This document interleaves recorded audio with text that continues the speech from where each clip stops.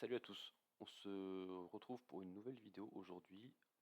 On va arborer la Coupe de France de football des arbitres. Donc si tu es arbitre, tu connais le fonctionnement. Si tu ne l'es pas, je vais t'expliquer un petit peu l'historique, qui n'est pas bien long parce que c'est une compétition relativement récente, et un petit peu comment ça se passe. C'est une compétition qui a été créée en 2022-2023 par la Fédération française de football et la Poste. Elle a pour objectif de fidéliser les arbitres et c'est une compétition qui est uniquement dédiée aux arbitres amateurs.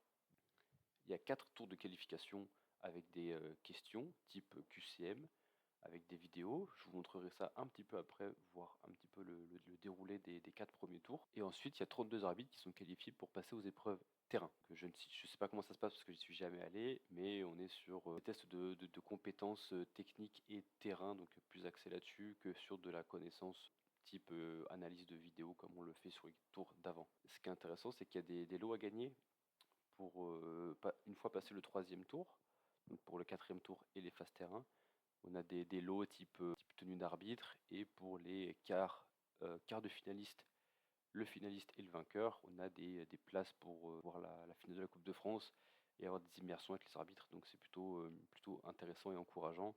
Et comme je l'ai dit, c'est uniquement dédié aux arbitres amateurs, donc c'est quand même plutôt cool pour des arbitres amateurs, donc de district ou de régional, d'aller voir un peu ce qui se passe et de rencontrer des arbitres de très haut niveau.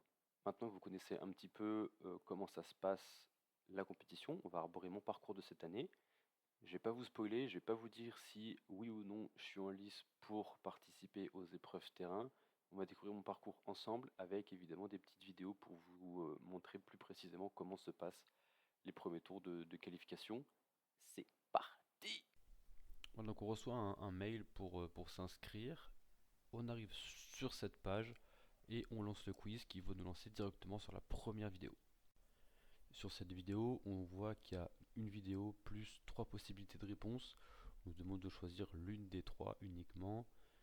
Là, on va revoir la vidéo en plein écran parce qu'on voit pas grand chose. Bon, on nous demande s'il y a coup franc indirect, donc simulation, si le jeu continue, ou s'il y a coup franc pour les blanches. Bon, a priori, il y a pas de contact, mais pour moi, en tout cas, on se rend pas compte si la simulation, s'il y a vraiment simulation, j'ai mis le jeu continue, c'est peut-être pas la bonne réponse.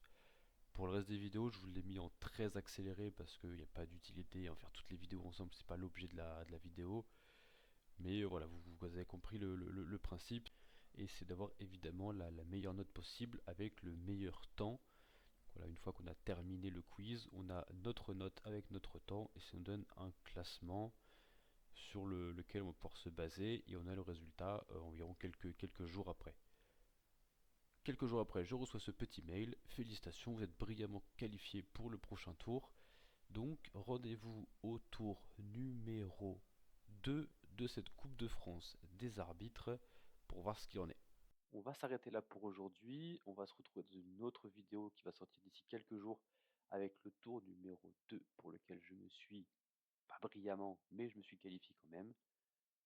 Je rappelle que cette vidéo, je ne le rappelle pas juste, j'informe que cette vidéo est sortie bien après les qualifications comme vous avez pu le voir, donc aucune incidence sur l'intégrité de la compétition, pas de partenariat, quoi que ce soit, c'est juste ma vie sur cette Coupe de France en tout cas. Donc on se dit à très bientôt, dans quelques jours je pense, pour le tour numéro 2.